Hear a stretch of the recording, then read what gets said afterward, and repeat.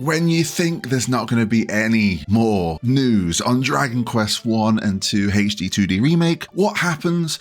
There is more news, and in today's video we're going to be going off the latest, including exploring the ocean floor in Dragon Quest II, so I hope you can join me today for this one. So with that all being said, what is up guys, Jen here, hope you're all doing well. Welcome back to the channel. If you like what you're seeing, please hit the like button, hit the hype button, and if you want to stick around for some more Dragon Quest content, then you're already in the right place. Just hit that subscribe button. Now I know what you might be thinking, Jen, we've known about the ocean floor for quite a while now. They revealed it back at the Japanese Nintendo Direct. That is true, and I would have covered it at the time, but it was in Japanese and I really couldn't decipher what we could expect. A couple of days ago, we got the introduction of the ocean floor in English, and with thanks to Square Enix, I have even more little details to go over on what we can expect. Dragon Quest I and II especially, HD-2D Remake, are going to be incredible expanded games to experience, and they are my most anticipated game for this year now.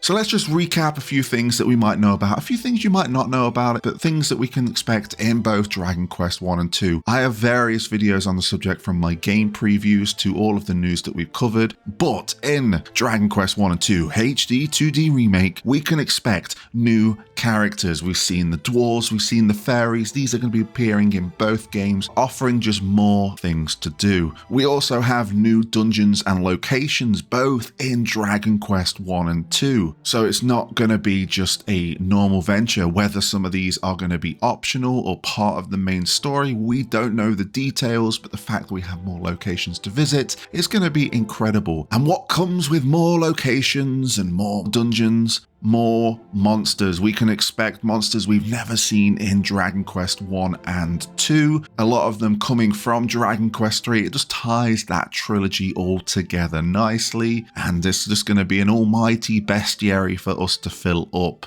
We also have expanded stories in both games. Let me briefly break down what we can expect in both here. Dragon Quest I is expanded. We've got the introduction to the fairies and the dwarves. The fairies are going to be playing a big part, which then leads into Dragon Quest II with the creation of the sigils. I assume this is something that we're probably going to do within the main story. I don't think it's going to be a side thing, since it's a mandatory thing in Dragon Quest II, but they are going to be weaved into the story here. And where the dwarves come into play, I should imagine it's to do with armor and weapons to some degree, but it's great to see. In Dragon Quest II, we have the introduction of the Princess of Cannock. Not only is she a playable character, she's also a descendant of Erdrick, so she fits into the narrative quite nicely. Also, going back to the fairies and dwarves, they're here again. I should imagine that some things that we've done in Dragon Quest I are going to be applicable and talked about in Dragon Quest II. We know this with the sigils, because the sigils are what we collect. There are 5 to grab,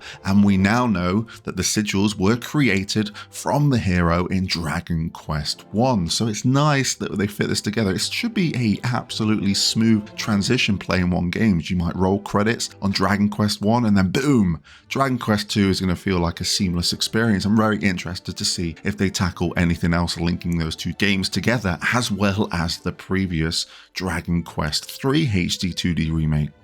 Let's talk about Dragon Quest I, because we have the solo protagonist, just one character. I don't think we're going to be getting the princess as a party member. It still might be an endgame thing. We don't know. We heard her in the trailer say something as we're in battle. Whether that was just a voice line they threw in there to throw us off, we don't know. But it's 1v enemies instead of 1v1, which means we have more spells and skills to our disposal, and we know that we learn these through scrolls, and we get these through various means, which just opens a layer of combat. It's going to be interesting to tackle combat in Dragon Quest I, because there is just one of us. We may take a turn and we might be against 6 enemies and we might be a little bit buggered. So it'd be very interesting to see how these scenarios are tackled and how balanced the game actually is. In Dragon Quest II, again, Princess of Cannock, playable character. She has a lot of the vocational skills from Dragon Quest III. She has a bit of the gadabout, she has a bit of thief, she has a bit of monk, she has a bit of warrior. She's pretty much just a jack of all trades, I think, and she is definitely going to bring a new layer to the combat of Dragon Quest II.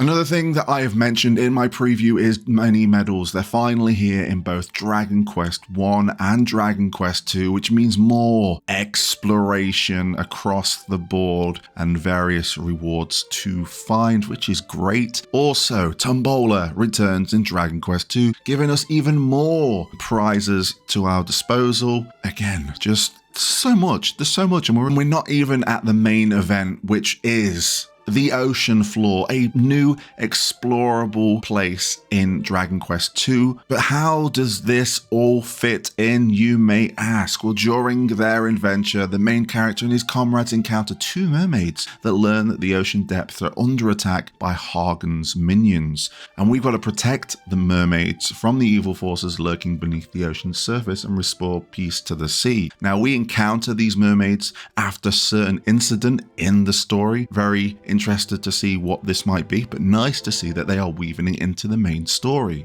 And the town where the mermaids live and the mermaid sanctuary are under threat from monsters. And essentially we want to be helping these out, which then leads to a new powerful enemy under the sea, which is Mariella, which is one of Hagen's champions, which tells me that there's going to be more Hagen's champions across the world of Dragon Quest II, and they could be optional, they could be mandatory, we could learn about them. And hey, we've heard that Hagen has 4 champions across the world. I remember hearing one underwater or something like that. So it's going to be like a side quest in itself, but she is a brand new boss here in Dragon Quest II, and of course this is all going to be voice acted as well.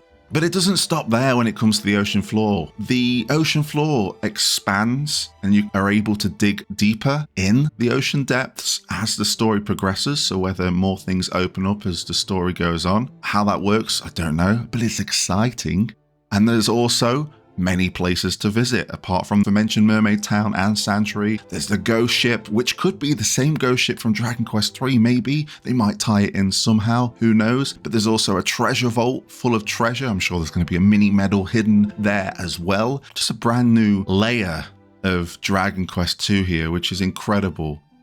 But they also introduce a new mechanic, a new collectible, I guess you could say, in the Memories of the World, which tells us just the whole lead up to with Hagen, the Dragon Lord, everything in this trilogy. It's going to be a nice lore dump, and this all takes place in the Fairy Palace. And we visit someone called the Record Keeper. So when we find these memories, the Record Keeper gets these memories and then etches them on a stone tablet in like a circle. I wouldn't be surprised if there's the same amount of these as there are orbs in Dragon Quest III. And this is how we get Ramia to fly around in Dragon Quest II. Just a wild shot I'm taking there. Could be very wrong, but more layers to Dragon Quest II. And yeah, I'm really excited about this game. I will say that I think this might be the last coverage leading up to release, but they keep surprising us. They keep throwing more things at us. So I'm all in. I'm all in. This is the most anticipated game. Very excited to play it. Loved Dragon Quest III. Very excited to dive into these two games. So let me know down below, what are you feeling when it comes to Dragon Quest I and II HD-2D Remake? I appreciate your time. Thank you for watching. And until next time, I'll catch you on the flip side.